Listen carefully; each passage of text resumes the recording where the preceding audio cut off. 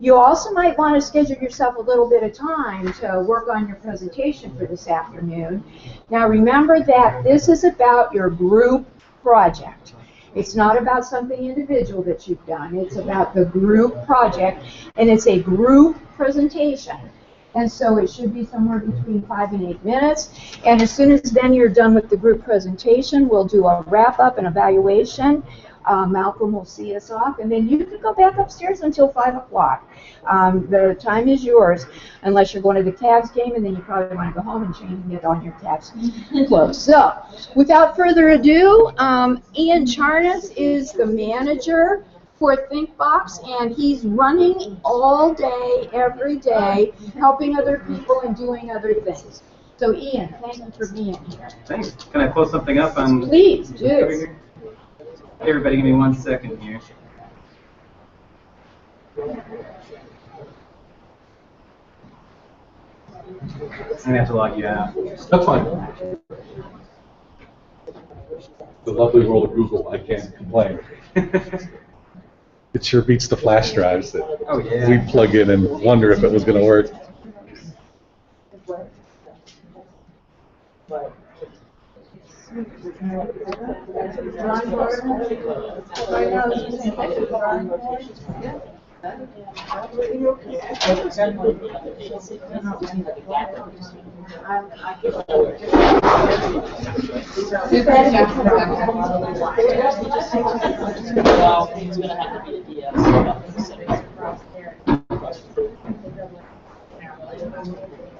You know, I said baby jump ship. I saw it for 10 minutes. That's why I feel like that's how I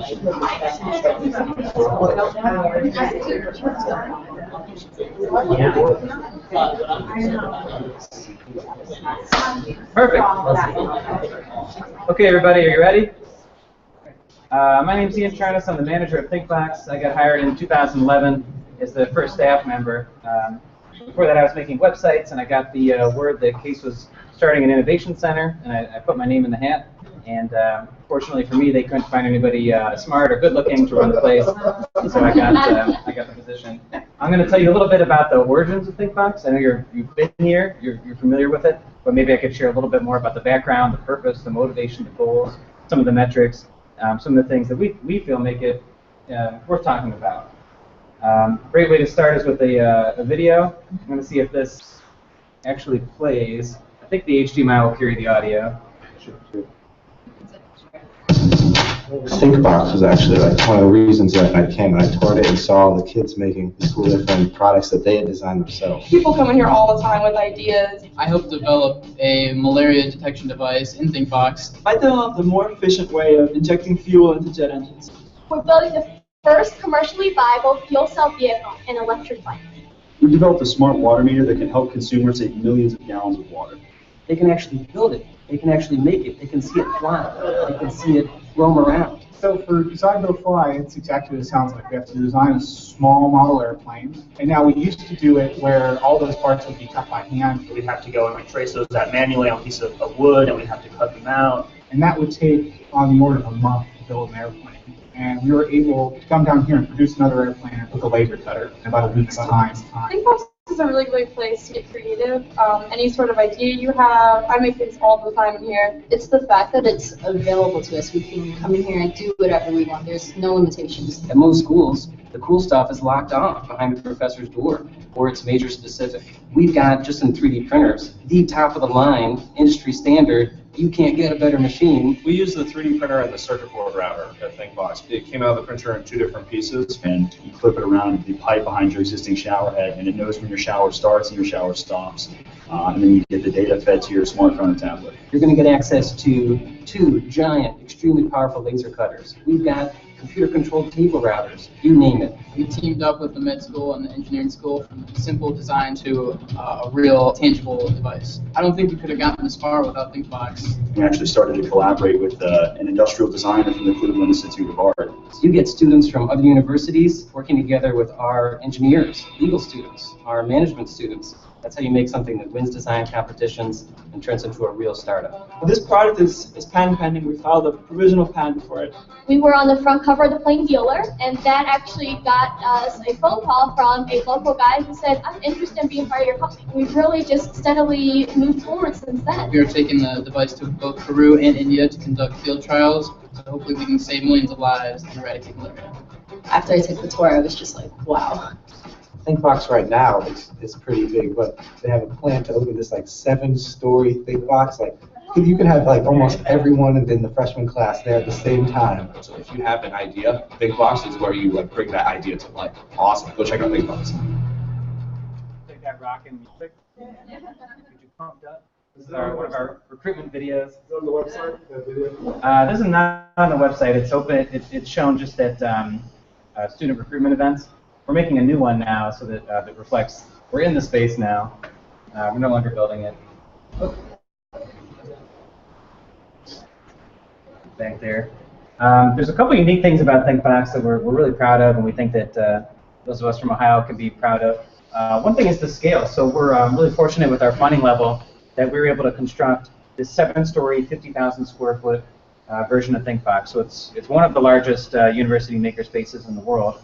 And when you combine that with the access, it becomes very, very unique. So I was fortunate before we started this space to be able to go see the LCCC Fab Lab. Has anyone seen Lorraine County Community College Fab Lab? It was the first makerspace at any college in the world that I know of that was free and open to the public. I see Noah Razor back there. He's the one I met when he was on staff back there. That was a huge inspiration to be able to go into a university, a college where I wasn't a member of and be welcomed. So I carried that feeling back here, and I said, you know what, we're going to make our space also open at no cost to the public. So it's a 7-story, 50,000 square foot facility that's free and open to the public. At that scale, there's nothing like it in the world currently. I hope that changes. I hope other universities, other schools adopt the same mantra because the benefit is there. We get, for many, many years, we've been strong in the technical side of things. You saw some of those technical oriented students in that video, but technical abilities alone don't win design competitions. They don't win sales. They don't inspire people, right?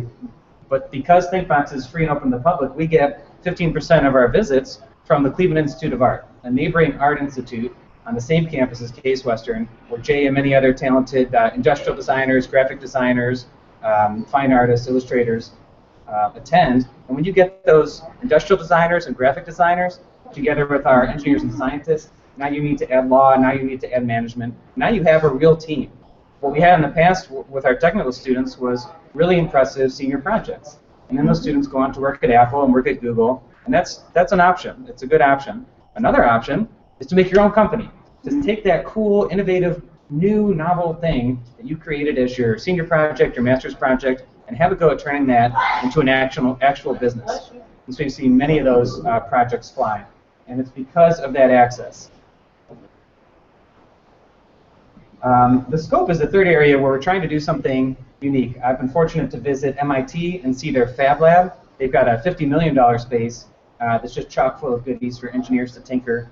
I got to go see the iLab, I for Innovation, at Harvard. And of course, those are fantastic spaces for management students to think and brainstorm new kinds of services. When I go to the Stanford D School, which is what this floor is patterned after, the Stanford D School, D for Design, they have creative furniture, they have whiteboards, you guys steal from the greats. So those are fantastic spaces for meetings, for designers to think and ideate. But what we're trying to do differently, and it sounds obvious when you say it out loud, why not put all those things in the same building, right? You need art, you need design, you need the ability to prototype, you need business and law resources.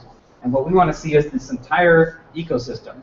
Instead of just having the makerspace, we also want to have resources where you can get a free patent. Even as a community member, you can get a free patent. Think about that. It's a $5,000 to $10,000 proposition if you go at it alone. We want to have spaces where you can incubate your business in the same facility as all these other resources, not just the physical resources of the machines, but the human resources of the faculty and staff advisors you're used to working with, and of the students and others you can recruit for your projects within the space. So this is aims to be a very powerful economic engine for the area. The state of Ohio came through they thought, oh my gosh, this is really going to be an economic engine, and they chipped in $1 million towards our $35 million goal on this project. The news traveled to the White House. In 2014, they listed this. They listed us alongside MIT. I've heard of them, and Carnegie Mellon, our neighbors in Pittsburgh, as 3 of the top makerspace-oriented universities in the nation.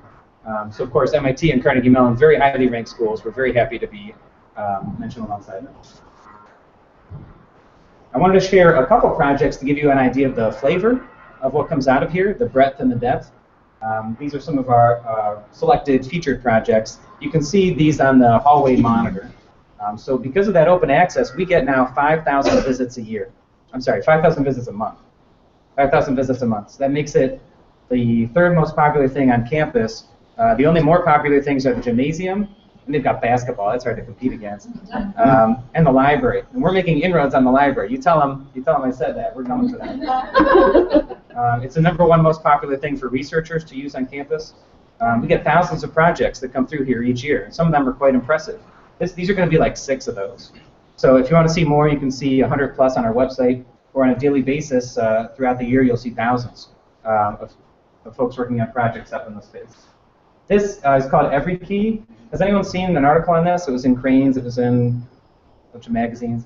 So this is a wristband, and the idea is if you've ever had that experience of forgetting your password for a website, oh gosh, did I increment that number? Maybe I put another exclamation mark at the end. We all do the same things, it's okay.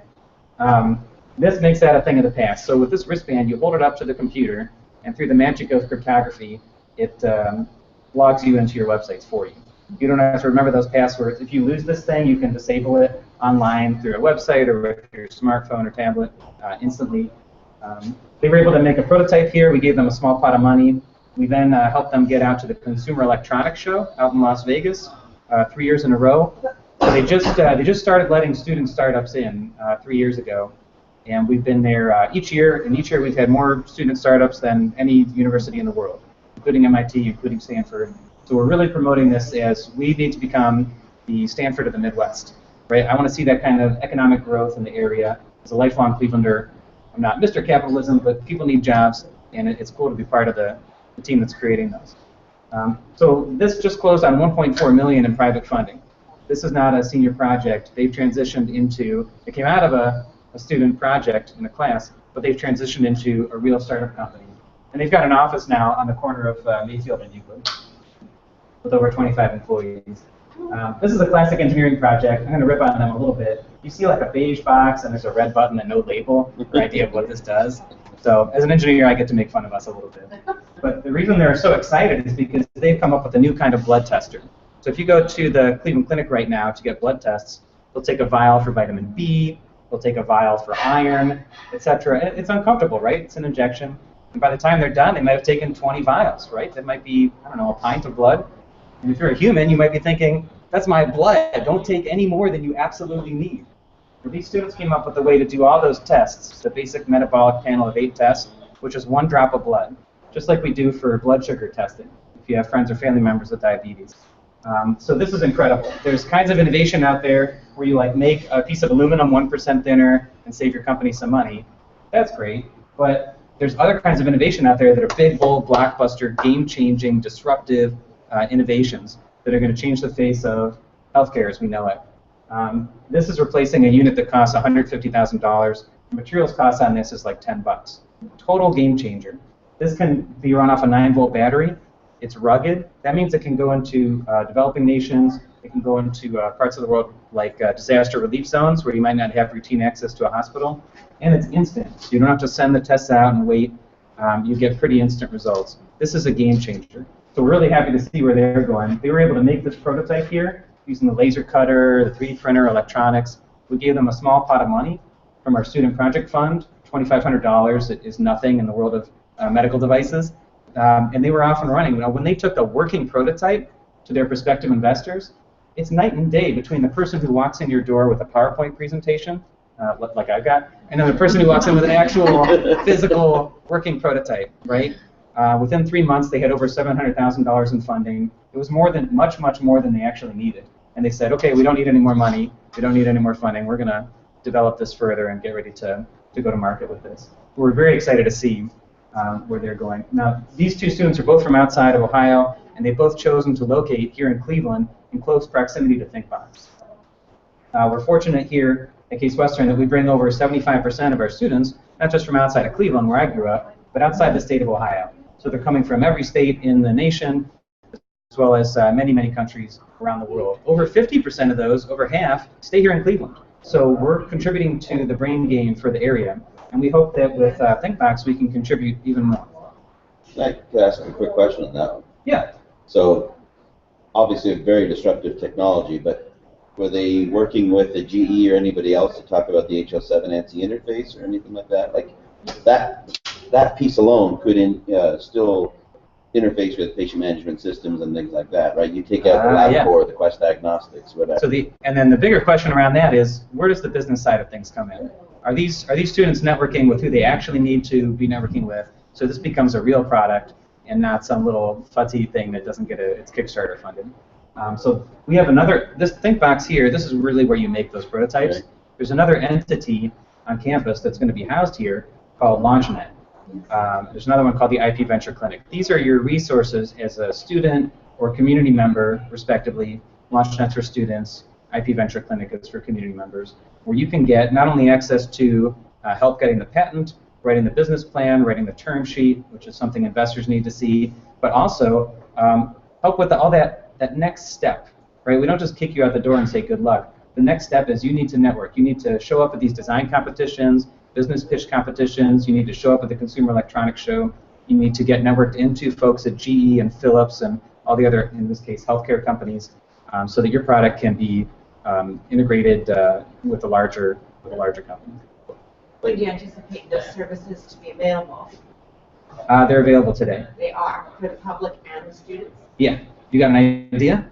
All right. So if you Google, if you have a device handy, if you Google for the IP Venture Clinic, IP, of course, for intellectual property, IP Venture Clinic at Case Western, that's a resource. It's a free legal clinic under the same federal law that allows universities to operate other kinds of legal clinics. And with certain income restrictions, you can get a completely free patent. That is amazing. I want to. Do you retain any elements of the IP? The university doesn't retain any hooks or elements of the IP whatsoever. There are universities that do that, and what we saw is that they had very low output. Even an imagined barrier of a 1% stake is a huge barrier in the mind of someone who thinks that their idea's got to make $1 billion, because they do the math and like, I don't want to give them $1 million. I'm going to do this on my own, and then things just fizzle out. So what we decided to do, let's make the space free and open to the public. Let's make all the services free. Let's eliminate psychological barriers, training barriers, barriers to access to the machines, financial barriers, and let's see how much people can innovate. We hope that they would remember us down the line when they're super successful, when they have that $1 billion company, they come on back and, like myself, contribute and get your name up on the wall here. Hopefully they can contribute at a higher level than I can. This is a community project. It's a community member who did this project. It's a company. This device is called Pro2Fit. It kind of looks like a bong, but it is not a bong. It's an inspirometer, so it measures how deeply you inhale, which makes it sound like a bong, but it's not a bong. This is something that would help athletes train to inhale more deeply, get more oxygen into your lungs, so you can perform better. This is something that would help you after a surgery, right? And you're lying down, and because you're lying down so long, your lungs can't expel mucus the normal way, and you get pneumonia, which is any infection of the lungs. And your doctor, she or he tells you to blow in that little tube and make the ball go up. That's called an inspirometer. And you tell your doctor, sure, I'll do that. And they leave the room, and you turn on the television. Because we all do that. Compliance is a huge issue in the field of medicine. What if you could have a Bluetooth-enabled device so your doctor would know if you actually did the task, and they could actually chart it and measure it? What if you could gamify that and have you helping your doctor compete against other wards in the same hospital, or you competing on a computer screen against fictitious enemies? That has the potential to change that part of healthcare as we know it. You do not want to get pneumonia while you're in a hospital. You do not want your immune system to be compromised in that way. One of the top 10 deaths in the U.S. is a stay in the hospital of 2 weeks, and you get something that you didn't go in there with. So this is part of the effort to fix that and improve hand washing. I need to get a better picture of this. It looks a lot better now, but this project, these two students, their first year at Case, they took a class called SAGES, and it's supposed to help them transition from a high school way of thinking to a more collegiate way of thinking. In that class, part of the content, they learned that there's parts of the world where you can have access to a cell phone, routine access to a cell phone, but not one of these. You don't have a place to plug it in. The cell phone grid is very easy to expand. You put up one cell tower. The electrical grid, much, much slower to expand. And so these students realized that they learned that folks are walking a day. They're walking an entire day just to charge their phone. 12 hours there, 12 hours back. And they thought, we can do better. There are hand crank solutions out there, but then you have to sit there for 2 hours and just do this, right? You're not very productive outside of charging your cell phone. These students said, gosh, what if we just had a foot treadle, like on an old-time sewing machine? If you've seen one of those? Yeah. So I can be working with my hands, and I can be charging my cell phone at the same time. Very impactful. They got an $80,000 grant or $85,000. So this is a total figure representing a challenge we have at Case Western and a $70,000 grant from the EPA. So moving on from senior projects. This is kind of a fun project to include. This was a collaboration, as many of these are, between Cleveland Institute of Art and Case Western students, where one did the technology and one did everything else. So this is an elegant dress, and there's LEDs embedded in that garment. So as the model walks around, those lights change colors in a very elegant way. It doesn't look like a rave or a stoplight gone awry. It looks very elegant.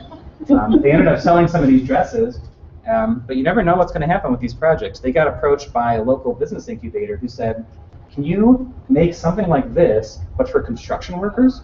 And can you have it so that if they fall down, the lights change color, they change pattern or something to indicate that that person needs help, right? Especially if they stop moving for some time. Very interesting to see where that's heading. I think this is the last one I'll show you. This looks like a lighter for that bong that we saw earlier. But it's not. There's a student who found a way to ionize the air-fuel mixture before it goes into a combustion chamber and make jet engines more efficient. So he breaks apart these big hydrocarbon molecules into smaller hydrocarbons over here, and so this flame ends up becoming much more stable. A lot of the gas that we waste in airplanes is when you're just sitting on the tarmac. How many of you have been just sitting there for like 10 minutes, 60 minutes, 2 hours, right? The engines are running that whole time. That's a lot of gas, and the jet fuel is not the cheapest fuel to purchase. Not that I purchased it. So if you could tell those jet engine manufacturers that you could make those jet engines 1% more efficient on their fuel being the biggest cost driving airline ticket prices today, you just made $1 billion, 16%. So he's found that this device is 16% more efficient, especially at idle. That's huge. So he's now proved it at a small scale, and he's testing it at a NASA lab where they do jet propulsion's research. There's the JPL out in Los Angeles. There's also one at NASA Glenn here in Cleveland. So he's here in Cleveland still. And we're excited to see if we can keep him and keep that business, which is sure to grow to a very large business right here in the Northeast Ohio area. So what do students make? What do our users make at ThinkBox? Oops, I jumped ahead. Slides. I want to mention that we don't operate in a vacuum here in Northeast Ohio. There's many other universities, there's many business incubators that we interact with on a daily basis. These are just some of the Northeast Ohio incubators that we interact with. We've sent our student groups out to those incubators. Those incubators, well, they don't have 3D printers and laser cutters and prototyping machines, so they send their incubator companies, their portfolio companies, they call them, over to ThinkBox to make their prototypes. And we're very happy to see them here. It enables a lot of interesting interactions where the company ends up with an intern or a co-op from Case, or they do contract work, or they involve themselves in a senior project. And then here at Case Western, it's not just ThinkBox. ThinkBox is where you go to make it, but we also have, I'm going to update this, they're called LaunchNet now. This is an office of support for student startups, for community startups. Not entirely. So a fusion program where in their courses, law students and business students will work to validate intellectual property on entrepreneurial projects. So what really gets me here, we hope, is innovation. This number is now 3.6. We've had our student startups and others have brought in over $3.6 million into the area. External funding. Or we lived in here, basement somewhere, elsewhere on campus. In that basement, our students and other startups generated over $3.6 million in external funding, created dozens of jobs and dozens of patents. We're in a space now that's 11 times that size. When is this number going to say 35 million? When's it going to say 300 million? When are we going to get to our 3,000th job created? That's what I'm aiming for as I look for ThinkBox in the future. We're developing now a plan called ThinkBox 2020, which is our vision of what this facility is going to look like and what are we going to be doing for our 2020, which used to sound like a far way away, but it's in 4 years, so get ready for it. It's coming. So we're going to have, I'm going to be excited to have you come back. How far we've grown at that point. That's my presentation. If anybody had any comments or questions for me. Does a lot of this get funded through like the marketing budget? Just because Malcolm was talking about the number of students that actually watch something like this. Oh yeah. Attend school. Is that where most of the funding comes from? Man, I would love to tap that budget. But most of the funding for this is philanthropic. So as you look on the wall with those hexagonal shapes there, those are the names of the individuals and the foundations. I have a very small hexagon over there. I'm very excited about it. Very excited. That's why they're size scales, right? Yeah. Yeah. Okay. Well, the bigger ones and the silver ones especially represent 7 or 8 figures.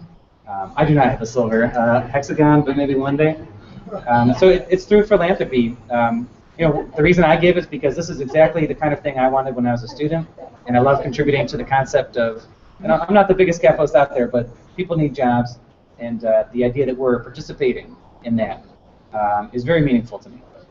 So that's alumni and more? Yeah, most of those folks are alumni. Some of those are going to be foundations. And so it's going to be like the Gund or the Cleveland Foundation, although their name's not up there yet. And then there's also the state of Ohio that chipped in $1 million. So those represent all of our sources of money right now. As a librarian, I'm kind of curious about how you're saying you're trying to partner with the library, because I've been trying for 3 years now to do something in our high school. But I think the concept of it is very difficult for some educators and administrators to get their hands around. It's messy and it's not controlled. It's not aligned that they can concretely say, okay, this is how we're improving academic excellence. So I'm just kind of curious, from your perspective, how you would see your relationship working with the library here. Oh yeah. I'm dying to do that, but I like with our world, it's such a different role. Well, maybe I could talk about our K-12 relationship in general. So we promote makerspaces in K-12 spaces and in libraries. I've done now free consultations for over 100 libraries, K-12 schools, and universities as they build or expand their makerspace, with the goal being to see this everywhere. If I was a K-12 educator and I wanted to find the lever to pull to move my administration a little bit, it might be that young people are more and more, especially at private schools and especially at universities, they're expecting to see a makerspace. In 10 years at universities, students are no longer going to say, do you have a makerspace? They're going to say, where is your makerspace? Where is it? What are the open hours? When do I get access? What does it cost? There's entities on campus like libraries that have a defined vocabulary. You know what the reception desk is called. You know that a librarian helps you get the books, right? We don't have that yet at a makerspace. There's not a defined model that you see at every university. So at Arizona State University, they contracted with a for-profit entity called Tech Shop to just do it, just build us a makerspace, build us a big one. At other schools, they put it, at Carnegie Mellon, they're putting their new makerspace inside the library because it's seen as like the Switzerland of campus. It's not owned by engineering, it's not owned by, but if you look at private schools in the area and public schools in the area, more and more are containing makerspaces. And if you want to be competitive, this is a new kind of entity that you need to add. So I would suggest that that might be the lever. I heard somebody mention 21st century skills. We are Common Core, which is different, but we're trying to blend have you found that if you put in something about the public schools that you get more donations or more interest, or how does that work? Or do you just keep it to your college students? So good question. This space is free and open to the public, and we get many students from especially neighboring schools like John Hayes or School of the Arts, Montessori, and so forth are all in the vicinity, and those students can just walk over. We're looking forward to more deep partnerships with K-12 colleagues, especially the high school age, where they can really start to make stuff and meet our liability policies. Our only challenge to that right now is our staffing level. So I mentioned earlier that we get 5,000 visits a month. I've got 4 staff that I manage and some student workers. If I look at where like our library is standing on campus, they get twice the number of visits. They get 10,000. They've got 80 staff, so they have over 20 times our staffing, not counting the student workers. If we just have one more staff, and it looks like this year we might be able to finally open up the door, that's going to enable us to get a lot more serious about K-12. Is that a good answer? Yep. Okay. Any other questions? Oh, how much do you charge for a visit? The visits are totally free. Okay. There's no membership fee. There's no hourly fee to use the machines. And I mentioned that at other makerspaces I visit, they try to recoup the cost of the machines through these fees. So at UCLA, which is a fantastic university, I loved it. Their makerspace was very well organized. It does cost $1 per minute to use their laser cutter. And so I went on a tour. Guess how many people were using the laser cutter? There was no one in there.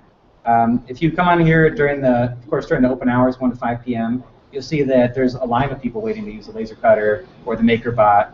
That's what we want to see. If I see a machine that's not being used, I'm like, why isn't it being used right now? It's wasting money if we have it there and no one's using it, right? That's our attitude. I just have a follow-up question, and as much as this is a phenomenal space, and so agree that public schools, private schools need to develop them. Unfortunately, and I'm coming from a library background, teaching background, library background, the libraries and schools are seen as a great space.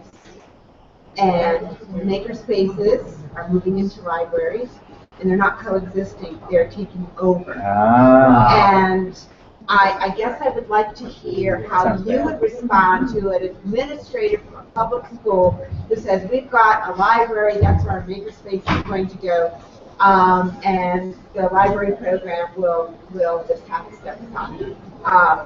That's truly getting to happen. Yeah. And here I hear you say we have a library that's in second place as far as visits, and we are third. Obviously, the library is a huge resource for students here. How do you convince administrators that the library and makerspace must coexist, not one place? That's a great question, and it's a difficult one. A lot of universities are motivated by rankings. So at a university level, we look at the ARL, the Association of Research Libraries. They have a ranking system. If we were to remove on campus our main research library, it would be heresy. Nobody would promote that idea. I have heard of it happening in high schools, and I have heard of it happening, well, not in middle schools yet, but I imagine that might be happening. And that sounds rather unfortunate. It's hard to think that we can't make room for both. Thank you. Thank you for saying that. Sure, you can quote me on that. I will.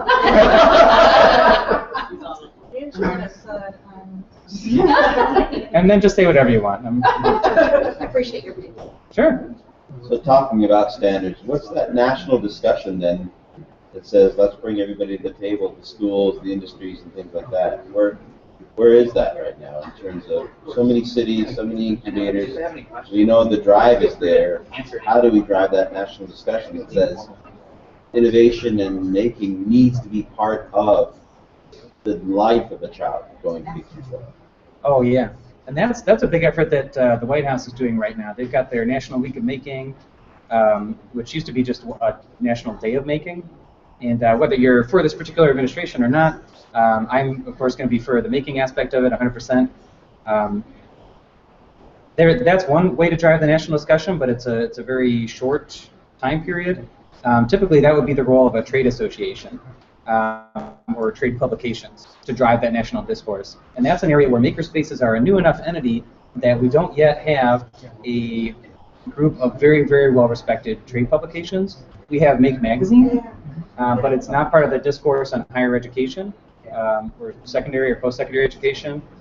There's some mailing lists out there that have a few hundred folks on them. There's one called the Society of Academic Workshops. I'm on that one. There's another one called Make Schools that we participate in, and so forth. They don't. No dominant winner has emerged in that field to say, like, we are the standard. We're going to produce the trade publication. We're going to produce the conference, the trade expo, things like that. IEEE would be the perfect one for that. But. IEEE? Yeah. Institute for Electrical Engineering. I mean, because they're linked with the Association of Manufacturing Excellence, AME, and all the the big, the Toyotas and the GMs and all those people like big. Tell them to get on it. I'll take one more question, and then I'm gonna.